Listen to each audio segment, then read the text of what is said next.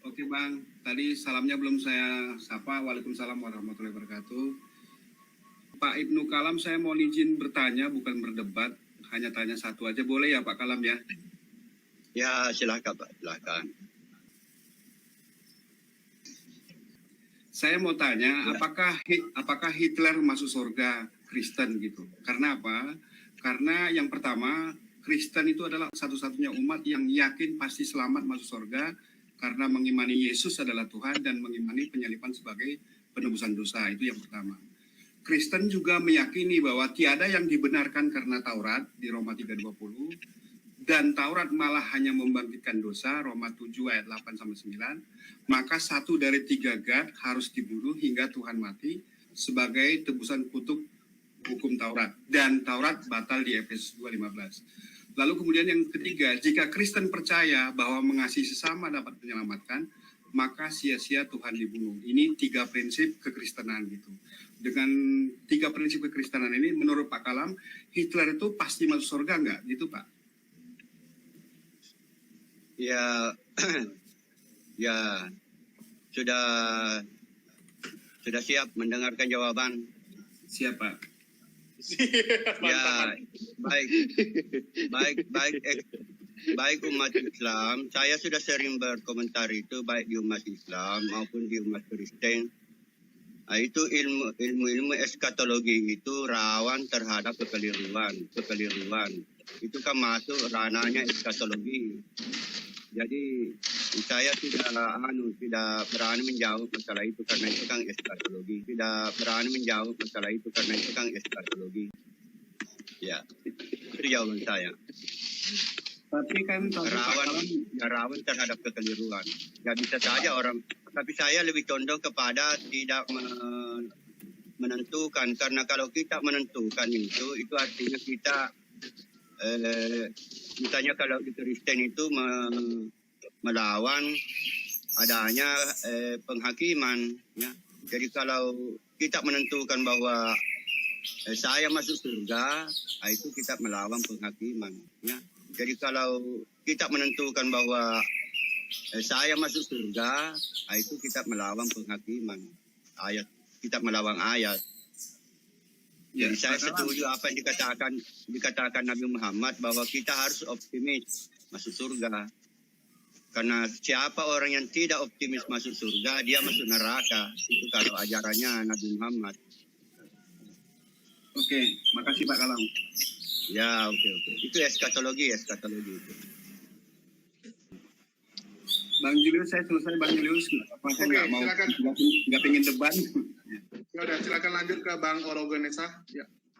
Oke, saya ingin bertanya pada Ibnu Kalam. Gini, saya baca Bible, ada beberapa ayat Bible yang menantang tentang konsep penebusan dosa, Pak. Di Yesaya 18 ayat 20. Orang-orang yang berbuat dosa itu harus mati. Anak tidak akan turut menanggung dosa kesalahan ayahnya, dan ayah tidak akan turut menanggung kesalahan anaknya. Orang benar akan menerima berkat kebenarannya, dan kefasikan orang fasik akan bertanggung atasnya. Di Yeremia 17 ayat 10. Aku Tuhan, aku menyelidiki hati, yang menguji batin untuk memberi balasan pada setiap orang setimpal dengan tingkah langkahnya, setimpal dengan hasil perbuatannya. Lalu bagaimana Ibnu Kalam bisa menjawab ini? Silakan. Ya, masalah penebusan dosa itu terkait dengan penciptaan Adam. Jadi dosa yang ditebus itu adalah dosa manusia, ya, seluruhnya. Itu terkait dengan tanah itu. Karena pada waktu Adam itu makan buah ubi, dia berdosa, dia seharusnya kan mati. Yang dikutuk itu tanah. Tanah itu yang dikutuk. Kita semua ini kan berasal dari tanah. Jadi dengan adanya penebusan dosa itu, kita tidak memiliki lagi dosa warisan.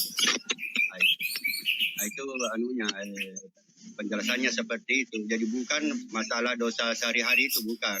Tapi dosa terhadap makanya buah terlarang itu oleh Adam. Sehingga tanah terkutuk. Itu jawabannya. Oke. Ini saya naikkan Bang Iman mungkin ya. Halo, assalamualaikum Bang Iman. Waalaikumsalam warahmatullahi wabarakatuh. Semuanya Ustadz, Assalamualaikum Ustadz. Waalaikumsalam warahmatullahi wabarakatuh. Ya Pak. Maaf Pak Ustadz Ustadz Orga ya, sama Pak Halmobaran, sama Pak Ibnu. Assalamualaikum Pak Ibnu. Waalaikumsalam. Saya Salam pendeta kenal, jadi tidak ikut tidak ikut Oh, misa. pendeta. Dan Iya. Pak Ibnu, saya mau tanya Pak Ibnu. Boleh Pak Ibnu? ya silakan Pak. Pak Ibnu, tadi saya lihat masalah kebenaran itu kan, jadi Pak Ibnu melakukan sesuatu yang dianggap benar. Itu Ya, kalau Pak. menurut Pak Ibnu, benar itu atau kebenaran itu apa Pak Ibnu? Ya, kebenaran yang itulah sebabnya saya mengatakan tadi Pak, kebenaran menurut versi saya, menurut saya. Jadi belum tentu juga benar menurut kitab-kitab suci. Jadi paradigma saya kepada kitab-kitab suci yang saya baca, seperti saya kemukakan di YouTube ini. Ya, karena saya kagum dengan Imam Khomeini itu menafsir surah Al-Fatihah. Beliau mengakui bahwa apa yang saya kemukakan ini belum tentu benar. Saya ingin mengatakan juga seperti apa yang dikatakan oleh Imam Khomeini. Saya menafsirkan kitab-kitab suci, belum tentu tafsiran saya itu benar. Jadi menurut Pak Ibnu, kebenaran itu menurut persepsi Pak Ibnu ya, gitu ya? Intinya gitu ya Pak? Ya, kebenaran yang ingin saya sampaikan menurut persepsi saya sendiri. Ya. Tapi tentunya berpedoman juga kepada ulama-ulama yang lain. Sebab setelah saya periksa, ilmu yang saya pahami itu ada kecocokan dengan ulama-ulama yang lainnya. Dan pendeta-pendeta yang lainnya juga. Misalnya masalah trinitas, masalah tauhid di Islam, dan lain-lain lah. Terutama masalah teologi.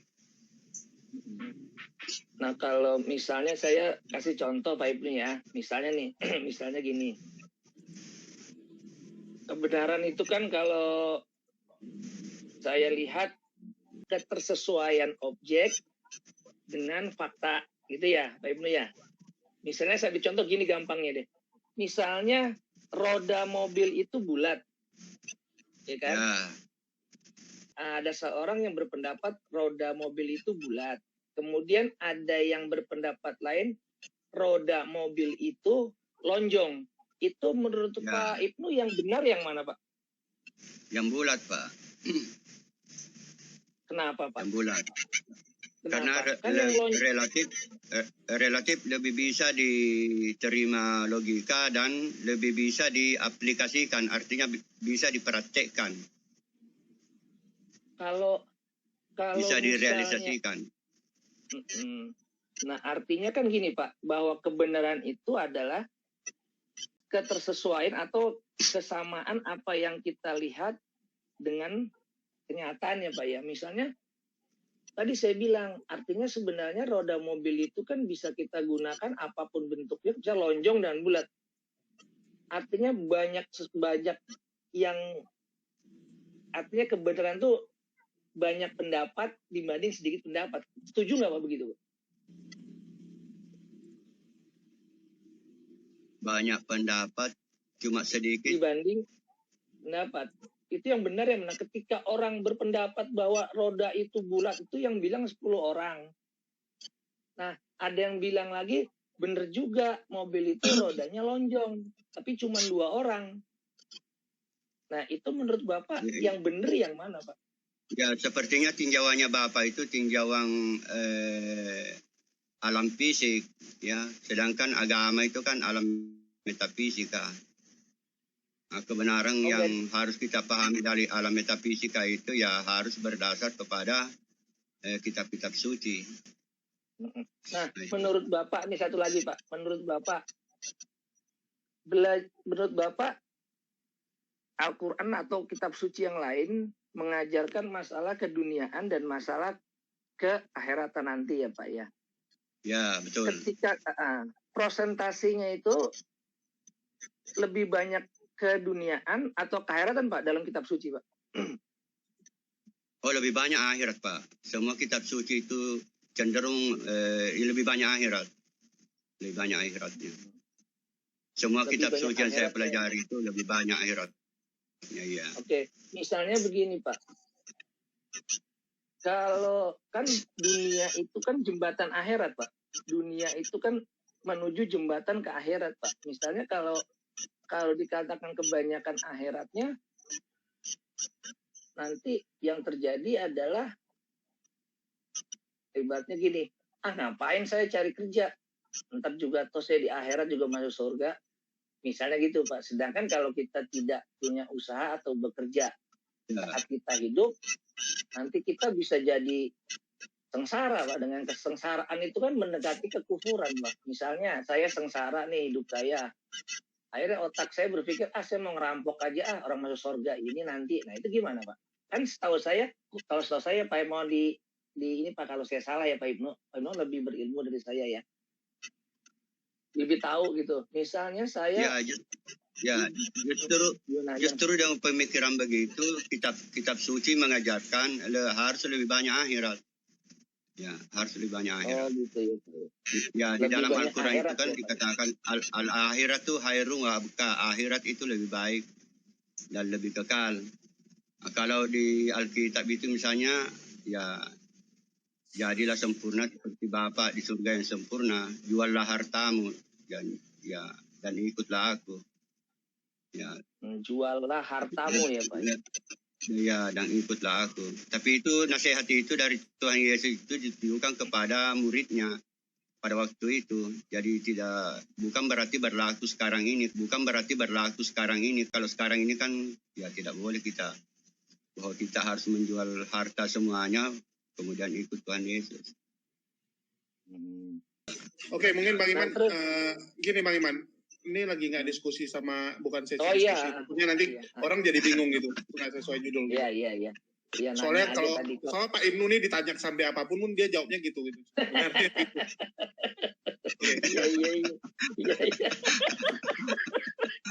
Ya, referensi sama. Banyak membaca referensi bisa menjawab pertanyaan. Iya. Enggak nanya sebentar aja. Ya udah makasih Pak Ibnu. Mungkin tanya. Mungkin ini saya sambung dulu dengan ada Bang Dewa nih ya. Assalamualaikum Bang Dewa. Halo Bang Dewa. Waalaikumsalam warahmatullahi wabarakatuh. Kedengar nggak suaranya? Mantap Pak. Tadi sih ada pembahasan yang tertarik ya. Dunia itu nyata, akhirat hanyalah cerita. Itu betul.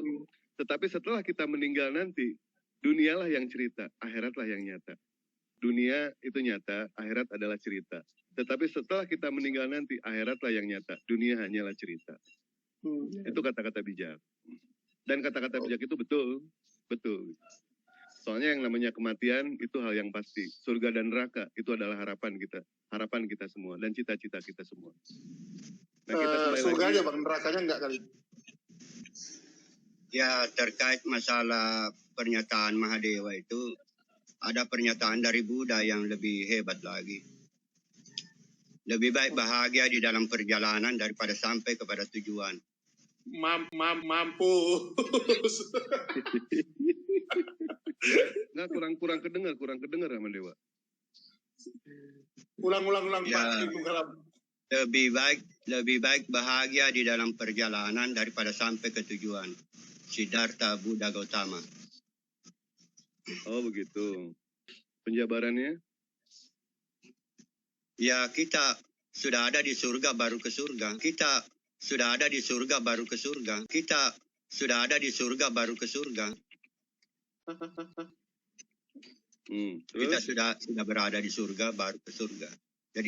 Jadi Buddha itu sudah tahu surga baru dia ke surga. Di sini kita bahas jangan mengenai bahas agama lain, Pak. Di sini hanya ada Kristen dan Muslim aja. Jadi jangan menyinggung agama yang lain. Kecuali kalau ada agama Buddha, Bapak bisa berdebat nanti dengan agama Buddha. Jadi di sini itu tentang Muslim dan Kristen aja. Apa yang mau kita bahas di sini, Pak? Gitu. Karena di sini ramainya itu dengan Kristen, makanya Dewa mempelajari itu Al-Quran sama Kristen. Dikomparasikan dua buah kitab suci ini sama Dewa. Nah, kembali lagi kita mengenai masalah pembahasan ajaran, apa yang mau kita bahas Pak Ibnu? Silakan. Halo Pak Ibnu. Ya. Nah, Ada. oke. Enggak sih, kalau Pak Ibnu tipikalnya gini Bang Dewa, lu mau nanya apa dia jawab gitu. Tapi kalau lu suruh dia nanya, dia bingung mau nanya apa. Oh gitu. Mengenai soal ajaran atau soal apa? Dia segala hal bisa gitu. Oh, segala bisa. Iya. Hebat ya. Segala bisa hebat. Berarti wajah Pak Ibnu berarti nyetak sendiri ya kalau gitu ya. Kalau segala bisa ya. Betul. Kan makin mirip sekarang. Dulu nggak gini, ini buat sendiri gitu, jadi bisa gini sekarang gitu. Dari mana bisa tahu kalau dia itu mirip Yesus? Emang ada foto Yesus yang sebenarnya seperti apa? Dulu tidak ada WA, tidak ada kamera. Gimana Pak Ibnu? Ya, tidak ada. Saya ada menemukan itu satu situs Kristen yang menjelaskan itu. Jadi tidak ada yang tahu persis itu bagaimana sebenarnya wajahnya Yesus itu. Kalau misalkan tidak ada yang tahu wajahnya seperti apa, lebih baik tidak usah digambarkan gitu kan. Seperti kesaksian dari beberapa orang yang mengatakan seperti inilah wajah Yesus, seperti inilah wajah Yesus. Itu luar biasa. Malah saya pribadi ya, kalau misalkan seandainya saya diberikan mimpi bertemu dengan Yesus, saya ajak debat ya. Saya ajak debat di mimpi, betul. Ya boleh juga.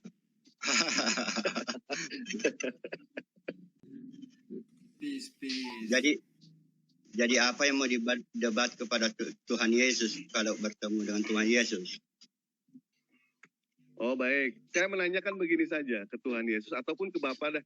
Saya tidak akan membantah ya, tidak akan membantah pernyataan dari Bapak ketika saya bertanya. Silakan Bapak jawab sesuai dengan berdasarkan logika ataupun berdasarkan kitab suci. Konon katanya Tuhan itu maha adil, betul tidak Pak? Iya, maha adil. Tapi maha adilnya Tuhan tidak dipertanyakan Pak. Itu yang tertulis di dalam kitab Bhagavad Gita. Sebab Tuhan menciptakan membuat kesengsaraan, cenderung kita mengatakan Tuhan itu tidak adil. Ya oleh karena segala apa yang terjadi dengan makhluknya, Tuhan itu maha mengetahui apa yang terjadi untuk makhluknya, apa yang terbaik untuk makhluknya. Ya kan? Ya. Maha adilan Tuhan itu kita harus bisa mendefinisikan gitu kan. Dari mulai di dunia ataupun di akhirat. Pertanyaan saya ini mudah Pak. Apa kemaha adilannya Tuhan Bapa pada saat di akhirat nanti? Ketika kami selaku umat muslim, konon katanya semua umat muslim menurut Nabi Lugahon itu semua masuk ke dalam neraka. Masuk semua ke dalam neraka. Ini menurut kepercayaan agama Kristen. Akan tetapi apa bentuk neraka? Mendatangi bukan dalam arti memasuki Pak. Jangan samakan Pak ya. Nah, jadi mendatangi bukan dalam arti itu memasuki. Itu sudah ketentuan dan sudah takdir dari ilahi. Dari zaman Nabi Adam alaihissalam sampai zaman Nabi Muhammad, sampai manusia terakhir itu semua akan mendatangi. Dari zaman kambing beranak kambing sampai zaman kuda beranak kuda, semua akan mendatangi Pak. Tetapi mendatangi bukan dalam arti memasuki. Nah sekarang pertanyaan saya ini, ketika umat muslim melakukan banyak hal kebaikan di dunia, apa bentuk keadilan Tuhan Yesus yang konon katanya maha adil, yang kami dapatkan nanti di hari penghakiman nanti? Silakan Pak jawab. Iya, siapa yang melaksanakan perintah Bapa dia masuk surga. Itu di situ bentuk keadilannya yang saya temukan di dalam Alkitab. Jadi siapa yang melaksanakan perintah Tuhan, dia masuk surga. Tapi pertanyaan itu sudah dipertanyakan juga dulu oleh Imam Asy'ari ya kepada gurunya. Kenapa orang dewasa yang masuk di neraka tidak dimatikan saja di waktu kecil? Tolong jawab pertanyaan saya ini Pak, dicerna lagi ya pertanyaan saya. Apa bentuk keadilan dari Tuhan umat Kristen, Tuhan Yesus, yang konon katanya maha adil? Ketika umat muslim, umat kafir, umat agnostik, umat ateis banyak melakukan kebaikan pada saat di dunia. Apa yang didapat keadilan dari Tuhan Yesus itu yang konon katanya Bapak banggakan itu? Untuk keadilannya itu apa?